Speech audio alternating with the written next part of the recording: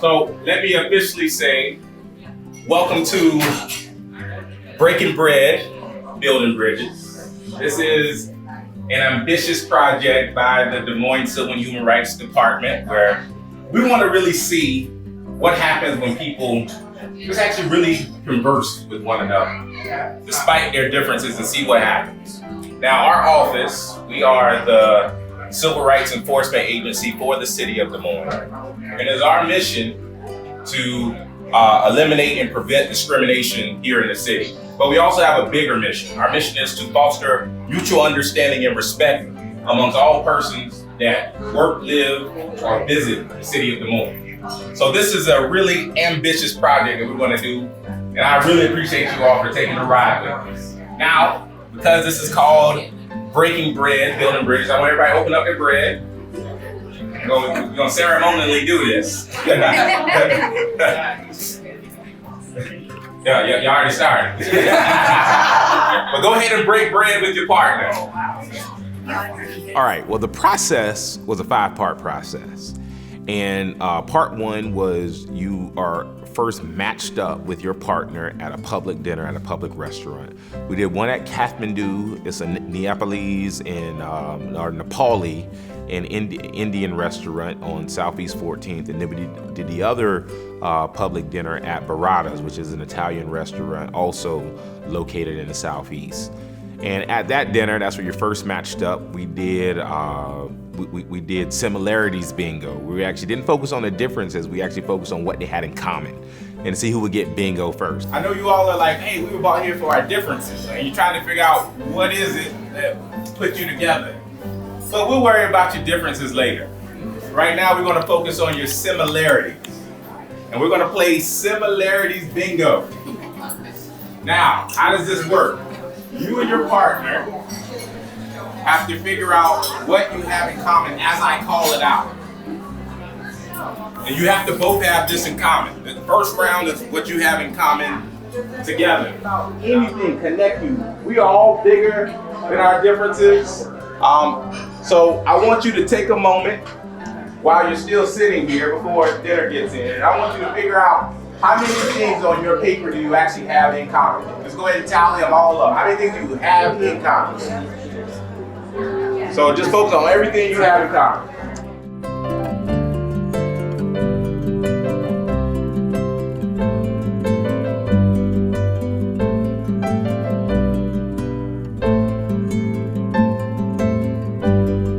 And I think most of those groups are very surprised at how many things that they actually had in common.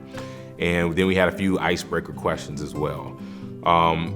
Beyond that, we then did a dialogue, and it was a dialogue focused on race. But we took a different twist. We actually focused on how race impacts white people. And they had to interact and converse based upon that and how the demographics are changing and how do we address these changing demographics, because race is the most difficult subject for us to tackle in America. It makes people uncomfortable, it makes people combative, although the conditions which cause us to be uncomfortable and combative, we personally didn't create. But how do we address those things? I think we had that dialogue right after Charlottesville took place. And to have those hard discussions where people are trying to say, how do we get to these solutions of addressing issues of race and difference based upon color of skin? It was a tough, but it was a good conversation. It's hard to have that conversation about race. Why do you all think that is? Anybody? Guilt. Guilt? I think that's a good answer. What do you mean by guilt? My people did this to your people. Mm-hmm.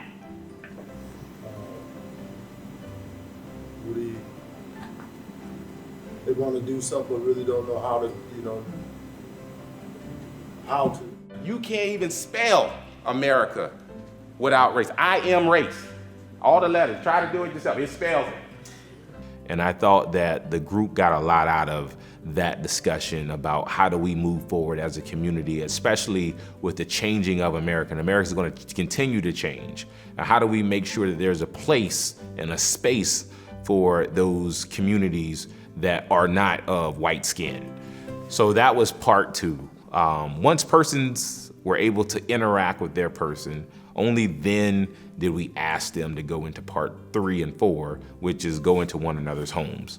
And there, we didn't have any control. We said, hey, we want you to have a casual dinner, how you normally have dinner. That could be cold pizza, that could be an extravagant meal with family members, it didn't matter. And it looks like those dinners were very engaging for some people, letting people into their home that they did not know until they started this project. Montserrat Iniguez and Judge Colin Witt were a very interesting matchup. You had this older judge, and you had this younger Latina female who's a big social warrior. And you have the judge who, follows the law, went to law school, etc. So I thought that was an interesting matchup. And actually watching that relationship evolve through the process, I thought was very interesting. Montserrat had told me at the group session in November that she did not celebrate Christmas. And I invited her to my home, and I knew what my home would look like. It would be as though Christmas vomited upon our home. But his house was definitely decked out in Christmas gear, Christmas decorations. And so again, he's very much a family-oriented individual, very much a family man, and I respect that. It's not at all where I come from. I used to have a lot of the family get-togethers where we would celebrate the holidays when I was growing up, but over time that ceased to be a tradition, and then it became something I very much did not want to be a part of, both because of my own developing political opinion about things and relationships kind of falling apart as well. So it just became just another day for me. So walking into a home that is clearly so embodying the Christmas spirit and hearing, his wife and child decorated the home together, that for me was like, wow, you guys actually like being around each other. That's so awesome. Which then became very comical when I went home afterward, went home for the holidays to visit my parents, and hadn't seen them in 2 years, and I surprised them and walked into the house, and there were Christmas decorations everywhere, and I was like, oh, I haven't seen this in over 10 years, and I was just talking about how we don't do this anymore, and then all of a sudden, there's nowhere to place my bag because there's stuff everywhere. But I know Montserrat was nervous about me bringing my younger child. She had some feminist imagery that she thought I might think would be inappropriate for a child. But I was also very nervous about having him in my space, and his child as well, because I don't consider myself to be very family friendly, and I had to really ask myself the question of like, oh my God, I should leave work early and go hide like all of the vagina art that I have hanging on my walls, or like just make it seem a little bit less radical. I don't know. And my reaction was, I'm open to exposing my son to things, and if he asks questions, then I want to be there to explain it. So I'm fully comfortable being here and having him here. And then a real highlight of that night was that she explained to me some things that were important in her culture, and she grew up dancing with her mom, and she actually showed me a dress that her mom had made. And I really valued that she trusted me enough to see the significance of that, and it helped me get to know her better. And I definitely had to kind of recognize the discord that exists between myself as a woman of color without a college education and a very high-powered individual. And I had to really come to, okay, this is how I feel about white men. This is how I view white men in power. And do I want to believe that all white men are evil? And I had to really check myself with that. So it became those opportunities where we met outside of this project were, how can we really see eye to eye? And I learned from him the insights he has of a system that I'm fighting, and he learned from me as someone who works in community, who is being impacted by that system that he is enforcing. And I'm not an activist. I work within the system, you know? And as an activist, I think she rightfully wants things to happen soon because it's been so long, and she's been deeply impacted by racism, by structural inequities, by laws that discriminate, and by implicit things that happen. And I haven't been affected personally in the same ways. And so, you know, I come at it from a standpoint of I want there to be change, and I want it to be lasting, I want it to be meaningful, and I don't want to, I'm willing to stay the course. And it's good for me to be around someone who wants change and wants it to be lasting and wants it to be meaningful and wants it to happen now. And so that helps move me towards wanting to make it happen sooner, and it motivates me. So I'd really say that's what, being around Montserrat and having the time to speak with her. We have very different backgrounds. We have different perspectives. I really value and appreciate hers. And I think we have a lot of the same end goals that we would like to see societally happen in the way of equity and integration and fairness, and sticking up for ignored communities and working with the poor and the disenfranchised. And it's good for me to be around someone who's impatient. The barriers that are present between individuals, political, social identity,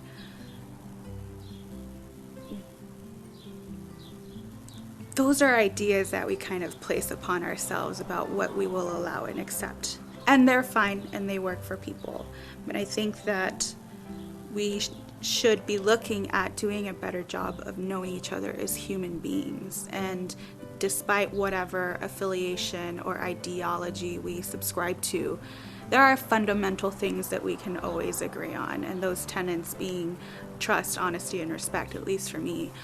So I think it is not about shifting an individual out of something that they thought about, but I think it's more about allowing an individual to put their guard down to a point where they can themselves get down to that root of their own way of thinking and meet someone else at that same level. And in terms of civility and promoting understanding and promoting a discourse in which people don't just hear the same thing over and over and dig in their heels and believe that that they're right without being challenged. I think it's great to have it be, you know, over meals in safe settings is a heck of a lot better than any type of social media discourse that takes place between people who have different backgrounds. And quite frankly, it's better than you know, even some workplace or other social places you aren't intentionally meeting.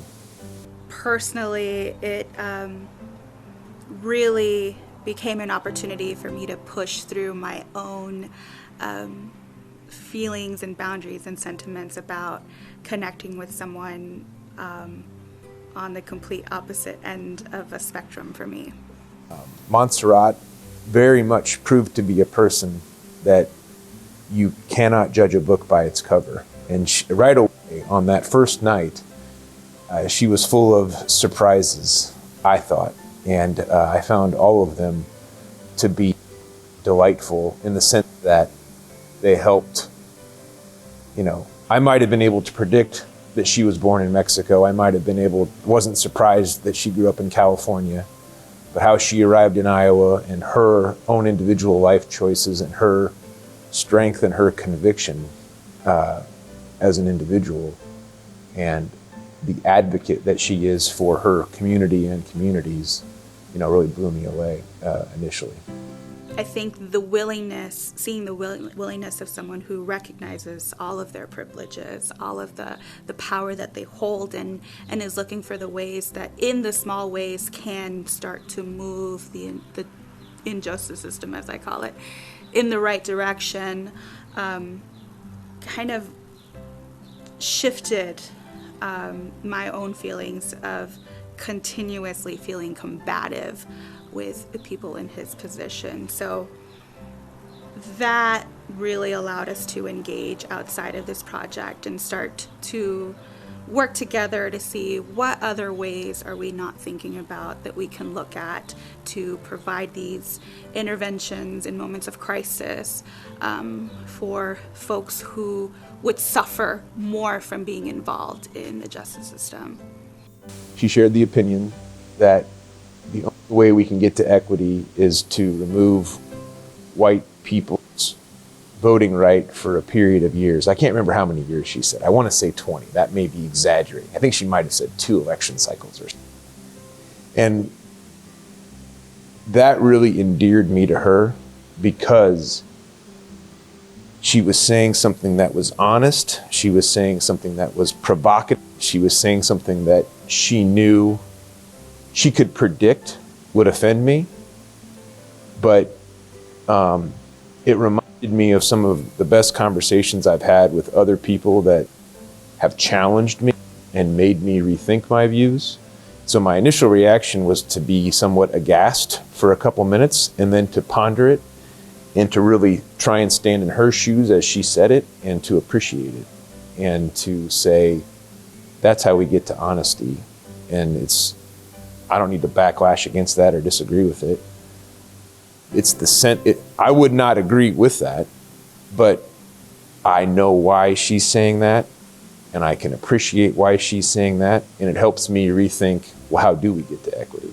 I thought another interesting matchup for me was his name is Matt Beck and Senior Officer Stephanie Swartz. You had a police officer matched up with a marijuana advocate, and also he's also been convicted, previously convicted.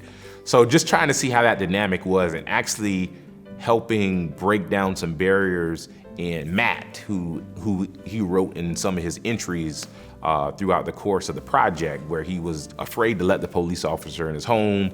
He had certain apprehensions. And once his officer came into his home, he realized, like, wow, all police aren't the same. I figured he was kind of an artisty type. He had kind of longer hair and it was kind of a relaxed posture. And I'm used to being around guys that are always, pretty rigidly posed and really friendly. Seemed he was probably kind of an outdoorsy guy. Some of the things that we had in common related to outdoor activities. So very, very polite and generous and open-minded, I thought. So when I first signed up, they were saying diversity. I couldn't imagine there was a person out there that I would have an issue really with. And as a nonviolent felon for distribution of cannabis, when my partner told me she was a police officer, it snapped, and I instantly understood why I was partnered with that person. And it was hard. One of the first things I told her is that I didn't think I was prejudiced. I am very prejudiced towards police officers. I see a badge, I see a gun, and I don't look past that and see the actual person. So I would say kudos to Joshua Barr's department, because I didn't think there was somebody they could put me that I'd be uncomfortable with, and they put me with the most uncomfortable person I could be with. And this is one of the things that comes up in my job, and about trying to get across those kind of cultural divisions and how to interact well with people that you're either not familiar with or don't have a lot of exposure, or in our case, maybe don't have the best exposure and experiences with us. How do we close that gap? How do we make that efficient communication? For having been a police officer, I think, again, kudos to Joshua Barr's department. It's the best one that I could have been paired with, because she was still not only sympathetic to some of my story, but could just come down to my ideas on a personal level. And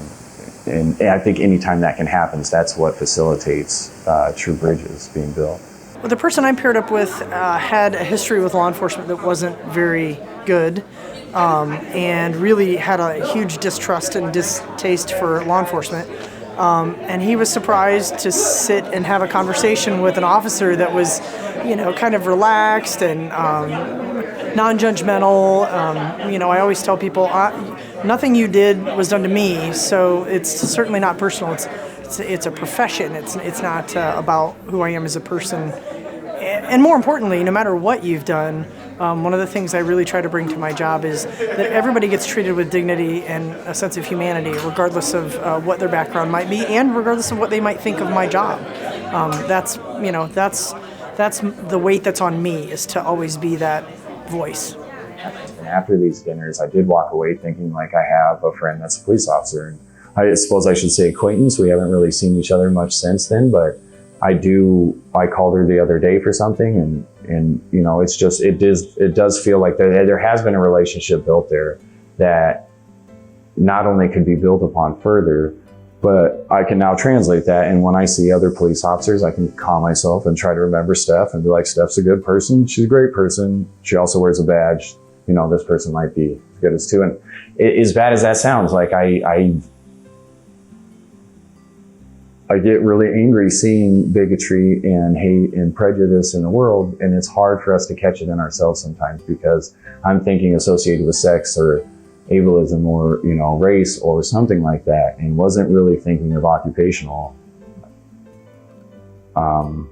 stereotypes. And so it was a great project overall.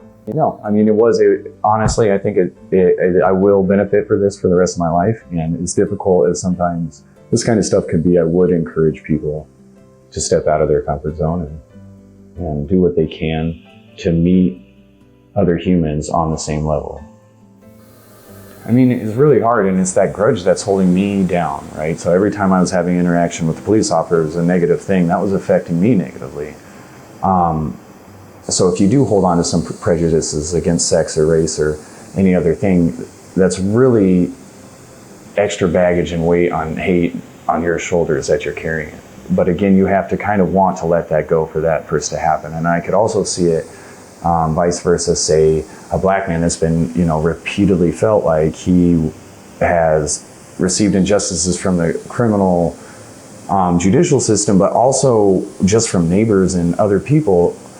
To have that person go sit down through this process and kind of confront the person that's been providing this terror to them, or a symbol or representation, that individual is going to have to live a lot of hardships, and it's not an easy process to go through when you're challenging your own held beliefs and your own wounds, and then facing somebody that is potentially a culprit of causing those things to you. So I don't think it's a very easy process, but at least in my case, it was very worthwhile. As Montserrat mentioned, she thought about, could I make some changes? Anybody else change anything because they were, all right.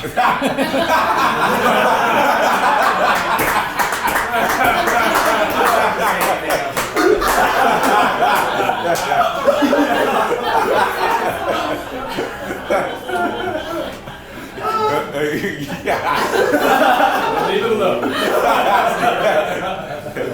She's off duty. Yeah, it's on camera. I couldn't do that in front of this 5-year-old child. So I was like, let's talk about tamales and my culture, and look at this awesome dress that my mom made. We connected on another level, but just from the work that he's trying to do, the work that I'm trying to do, and what we're trying to work on together, that was something that I really wanted to just center the entire conversation on. We'll get this evening. They were very open about it. They were like, you can talk about whatever. And I was like, cool, but I don't know. And then when he came over to my house, my boyfriend had to work, and so I invited a friend as a buffer who kind of controlled the conversation. So that was my bad. So you put up shields. Well, I invited a friend just because I was like, I am not going to be at this house alone by myself in my own home with this dog and this man that I don't know. So I felt more comfortable. Okay. But afterwards, I kind of regretted it, just because I feel like my friend had a really deep conversation and got all of his healings and spirits and everything all figured out, and I was just. You were just kind of sitting, yeah. So actually, when I had my dinner, my first dinner with Kim, I invited her to. I do a Sunday brunch with my family, so I invited her to that, and she brought her daughter, and it was just really nice. We all just talked about our religious and political beliefs, and there was a lot of common ground there, and I think for me, this experience has showed me that we actually have a lot more in common if we just talk about it.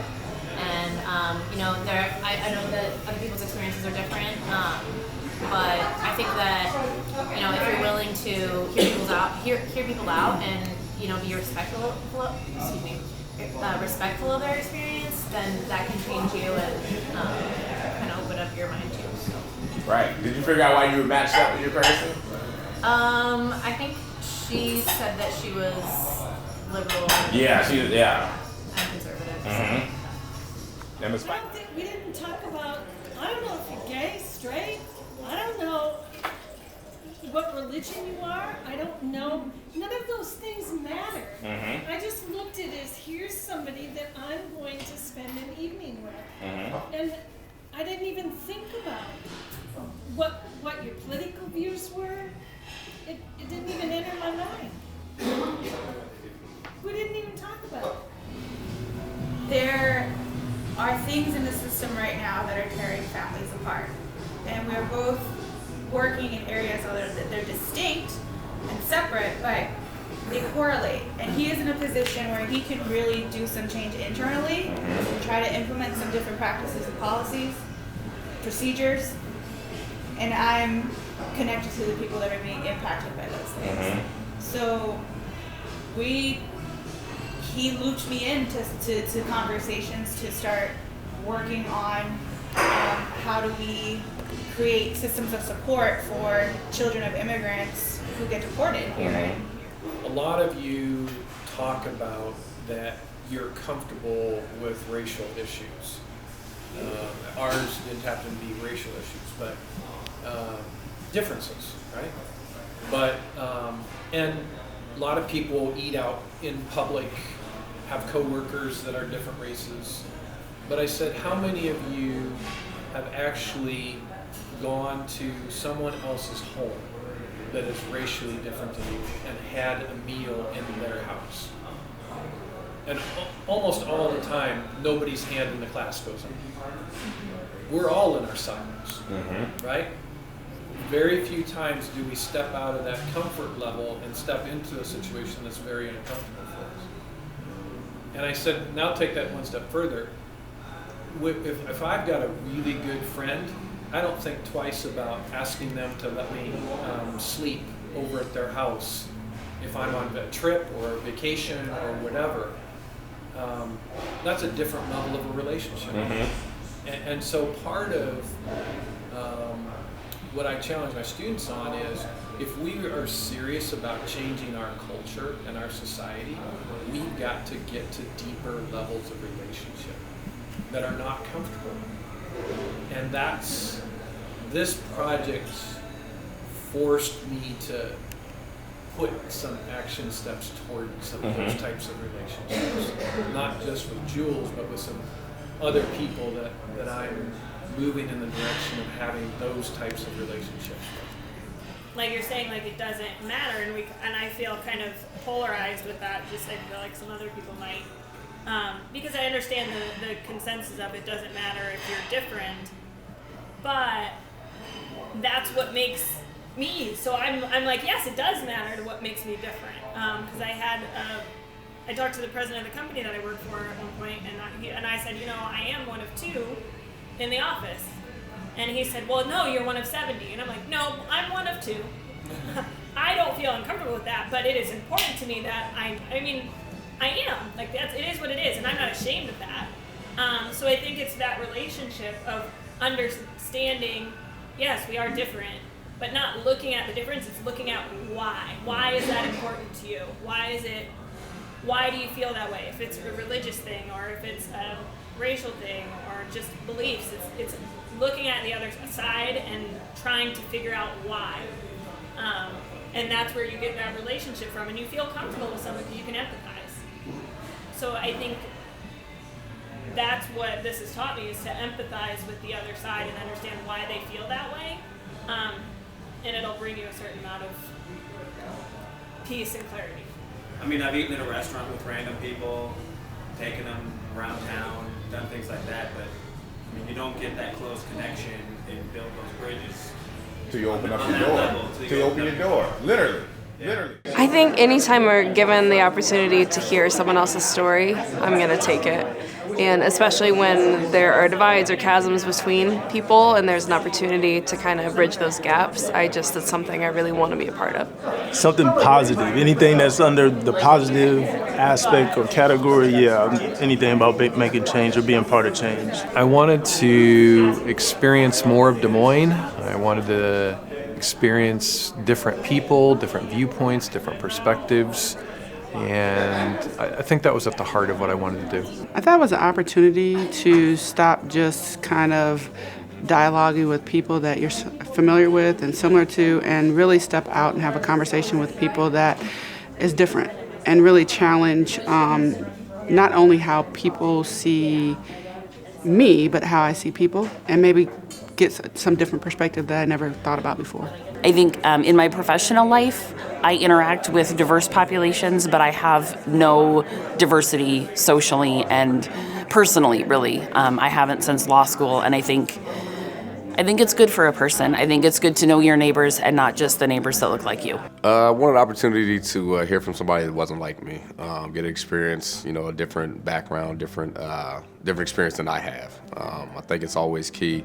The only way you can grow as a person is if you get different experiences. So I thought this was a perfect opportunity to do that. So the opportunity to meet someone new in the city and do that by having a meal it's kind of my ideal situation. So nothing super uncomfortable. Everyone gets to eat and enjoy themselves. So I was excited to give it a shot. I guess it's really easy to just kind of keep in your own circles of people, very similar to you. And thankfully I get to work around a lot of people who are different than me. And so I thought it would just be a really good opportunity to kind of meet someone, very different, but also just see kind of my blind spots of am I purposefully including more people in my life, or am I purposely excluding people in my life because of differences or sameness? I don't know. So I guess just to try that experience out. I guess I would want to provide just a mindset to where people don't necessarily judge you by what you look like, but kind of off the actions, as simple as that. I'm an older white woman, and my person that I'm paired up with is a younger black male. He was a football player. I've never actually watched a football game, so we had a lot to talk about. But I think that we're both caring people, and we care about our city and our neighbors, so we have that in common. I would say try it. You just never know who you might meet. Come a little bit out of your comfort zone. Because what you'll find is that you're going to find probably much more rich relationships and more interesting people. And you'll also find that people actually, especially in Iowa, and I think in the Midwest a lot, but pretty much all over, are not what you see and what's played on the TV. Most people are pretty similar and have a lot of common interests and values. And if we can build on that, I think that is why you should do this.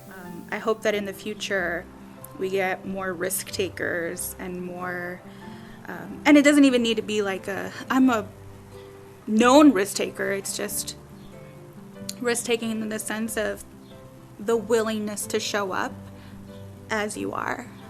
And that's a big risk for some people to take. And we had, there were many similarities and many differences. We both have a very strong family background, and that came through pretty clear. In the program. He went to school in Ward 2, so we could talk about the neighborhood, and we have, my daughter graduated from the same university that he did, so it was, there was some common bond there that we could talk about. Very enjoyable. I think as I get older and I have a 13-year-old, that's a big thing going on in my house that I just don't understand. And so I think it's really relevant to what's going on right now. And to assume that you know everything about everything is ridiculous. And so I think it's time to stop, moaning and complaining and actually start having a conversation. And I think it doesn't happen at the the executive level or Congress or whatever. I really believe it starts with everyday people, and so I think it's a good place to start. I think, it goes back to my experience, being single black father in Des Moines, Iowa, growing up in a city where a lot of people don't look like me, and overcoming those barriers, but at the same time, giving them a sense of the other, what the other person's experience is, quote unquote. Man, I really wanted to know somebody that was off the hinges. And actually, I think most people on a day-to-day basis really would just want to be able to put food on the table, provide a good life for themselves and an even better life for their children, and pass on some sort of legacy. I think most decent individuals want that. This stuff we see on TV is TV. One of the things I like to say is most people have evolutions, not epiphanies.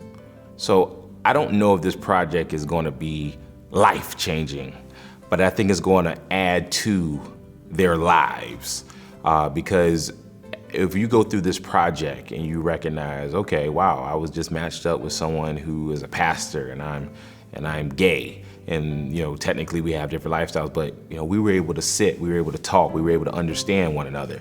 That adds to your evolution as a person. And I just want to help humanity evolve and evolve into togetherness. And I think this project will really help people not necessarily have that light bulb moment, but at least grow as human beings to help us see that we have more in common than we think despite our differences.